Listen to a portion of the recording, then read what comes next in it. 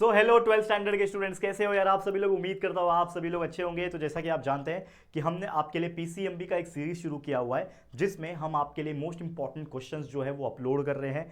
तो मैथ्स के mathematical logic का वीडियो, फिजिक्स का जो रोटेशनल डायनामिक्स चैप्टर है उसके most important numericals plus derivation के वीडियोस, साथ ही में फिजिक्स के मोस्ट इंपॉर्टेंट 2 मार्क्स के क्वेश्चंस के वीडियो, ये सारे वीडियो अभी फिलहाल में अपलोड हो चुके हैं।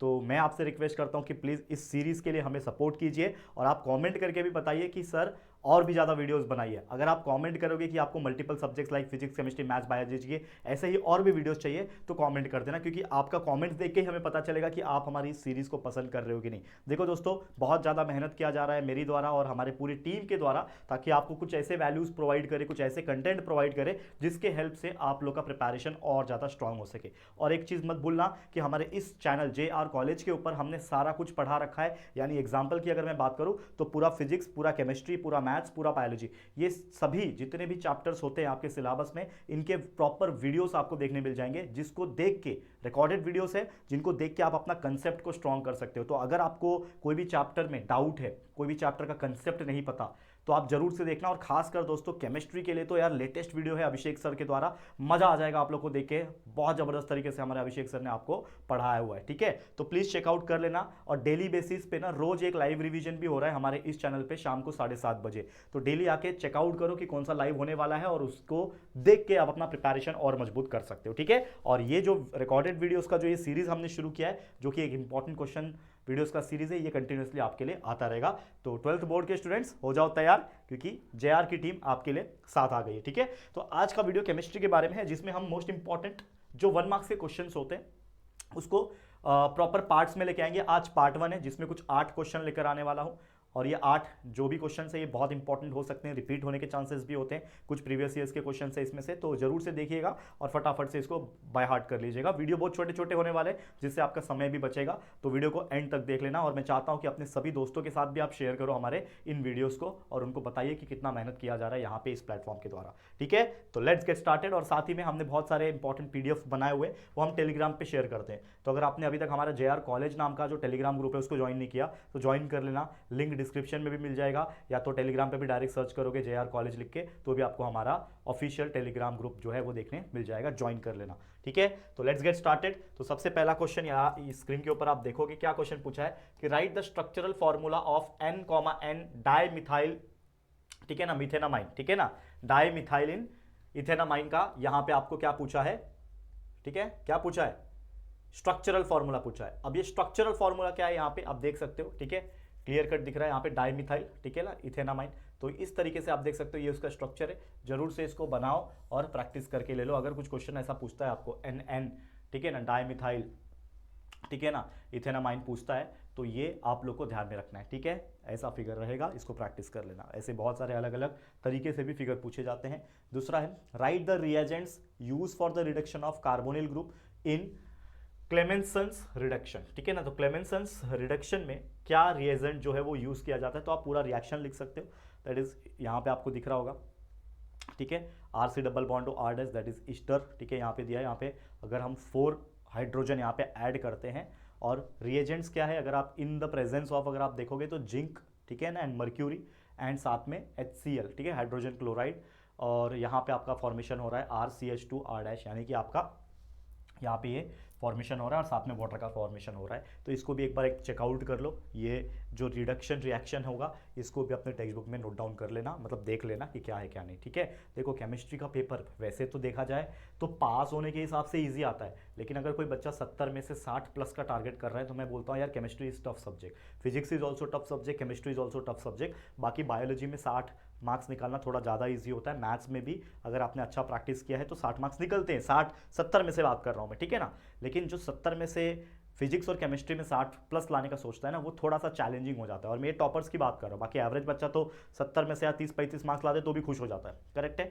तो ये चीज़ आपको समझना पड़ेगा कि आपको बहुत ज़्यादा मेहनत करनी पड़ेगी और हर एक चीज़ का आपको कंसेप्ट समझना पड़ेगा। अगर आपको हर एक चीज़ का कंसेप्ट पता है तो आप डेफिनेटली वो चीज़ को कर पाओगे, ओके। नेक्स्ट अगर बात करूं, write the IUPAC name of isoprene. ये क्वेश्चन बहुत बार पहले भी पूछ चुका है। तो 2-methyl-1,3-butadiene, this is the structure और we can say IUPAC name है किसका, आइसोप्रीन का, याद रखना। फिर नेक्स्ट क्वेश्चन है the rate law equation for a product is rate ठीक है, यहाँ पे दिया हुआ है what is the effect of increase in the concentration of A, तो क्या क्या इफेक्ट्स हो सकता है, और आपका एक्स का जो वैल्यू है लेस देन 0 यानी नेगेटिव है। तो अगर इफेक्ट की बात करें तो यहाँ पे क्या है, एक्स नेगेटिव है, इसका मतलब ये है कि हमारा जो कॉन्सेंट्रेशन होगा ए का वो क्या रहेगा, it is raise to a negative power, ठीक है ना, नेगेटिव पावर पे रेज रहेगा। और मैथमेटिकली अगर ए इंक्रीज हो रहा है तो जो ए रेज टू एक्स रहेगा वो डिक्रीज होगा, क्योंकि नेगेटिव पावर है ना, ठीक है, नेगेटिव एक्सपोनेंट है, तो कोई चीज के ऊपर नेगेटिव पावर आ जाता है तो वो उल्टा नेगेटिव होने लगता है, ठीक है ना, तो मतलब इनवर्स प्रोपोर्शनैलिटी में जाएगा। जैसे 2 रेज टू स्क्वायर है, 2 का 2 है, 2 रेज टू 2 लिखा है मतलब 2 का स्क्वायर 4 हो जाएगा, लेकिन 2 रेज टू -2 अगर लिखा है तो इसका मतलब क्या होता है, आपको पता है ना, 1/2 रेज टू 2 होता है, इसका मतलब 1/4 होगा, तो इनवर्सली हो जाता है। यानी कोई भी चीज जब पॉजिटिव पावर में होती है तो उसका वैल्यू तो पॉजिटिव आ जाता है, लेकिन कोई भी चीज के ऊपर अगर एक्सपोनेंशियल यानी पावर जो है वो नेगेटिव दिया है तो वो उसके इनवर्सली आ जाता है, यानी 1/4 फॉर्म में आ जाता है, ठीक है, ये आप पे इफेक्ट्स उसका होता है। तीसरा इफेक्ट क्या है कि जिसके वजह से as a result the rate of reaction decreases when concentration of A increases, यानी जब आपका ए का कॉन्सेंट्रेशन बढ़ेगा तो ऑब्वियसली उसका रेट ऑफ रिएक्शन जो होगा वो डिक्रीज होगा।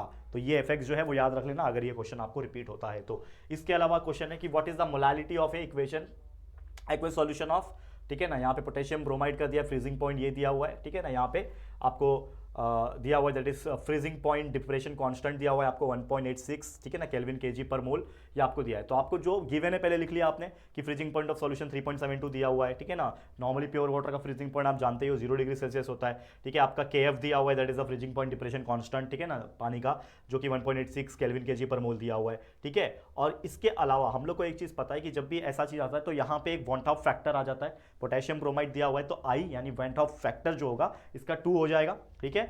चेंज इन जो आपका फ्रीजिंग पॉइंट है उसको कैसे निकालेंगे, दैट इज 0 माइनस ऑफ -372.2, ठीक है, तो इसको कैलकुलेट अगर आप करोगे, ठीक है ना, ये माइनस है, एक मिनट, अगर आप इसको कैलकुलेट करोगे तो 0 minus of -3.72 is positive 3.72 degree Celsius.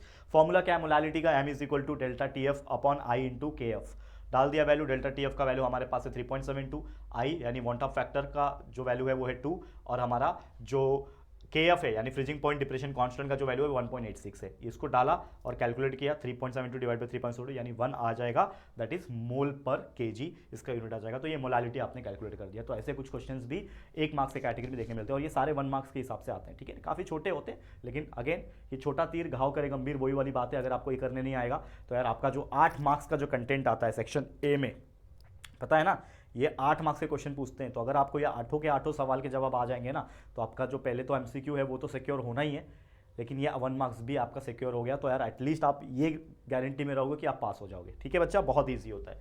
इसके अलावा write the balanced chemical equation when excess of ammonia is treated with chlorine, ठीक है ना, तो अमोनिया जब क्लोरीन के साथ ट्रीट होता है यानी रिएक्ट करता है तो क्या बनता है, अमोनियम क्लोराइड बनता है 6 मॉलिक्यूल, और नाइट्रोजन गैस जो है वो रिलीज होता है, ठीक है, ये याद रखना है आप लोग को।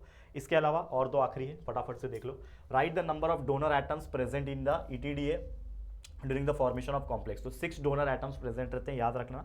इसके अलावा write the names of metal element in a brass alloy, brass जो होता है वो जनरल 2 एलिमेंट के कॉम्बिनेशन से बनता है। अलॉय पता है ना, alloy is always form by 2 और मोर देन 2 डिफरेंट एलिमेंट्स, ठीक है, जैसे हमने स्टेनलेस स्टील देखा था तो उसमें आयरन होता है, ठीक है ना, निकेल, ये सब होता है। लेकिन ब्रास की जब बात होती है तो कॉपर और जिंक दोनों का मिश्रण से ही एक एलॉय बनता है जिसका नाम है ब्रास, ठीक है, याद रहेगा, क्लियर है। तो बस यही था एक छोटा सा वीडियो जिसमें हमने आपको टोटल 8 क्वेश्चन कराए, लेकिन ये सिलसिला कंटिन्यू करेंगे। आज तो पहला लेक्चर था यानी पहला पार्ट था, ऐसे हम मल्टीपल पार्ट्स लाएंगे, लेकिन मैं आपसे फीडबैक लेना चाहता हूँ। देखो ये देखा जाए तो it is not exactly my subject, लेकिन we know to how to teach and definitely कुछ कंसेप्ट्स पता है तो बहुत सारी चीज़ हम कर सकते हैं। अगर आप सपोर्ट दिखाओगे तो मैं खुद आपके लिए इस प्रकार के वीडियोस आपके लिए बनाऊंगा मल्टीपल सब्जेक्ट्स के लिए, ठीक है। और बाकी जो हमारे टीम है, हमारे जो टीचर्स है वो तो बना ही रहे हैं, लेकिन मेरी तरफ से भी एक्स्ट्रा एफर्ट्स आपको देखने मिलेगा और ये बहुत ज़रूरी होगा आपके 12वीं बोर्ड की प्रिपरेशन के लिए। तो अगर आपको चाहिए कि आपके राहुल सर, राहुल भैया, राहुल दादा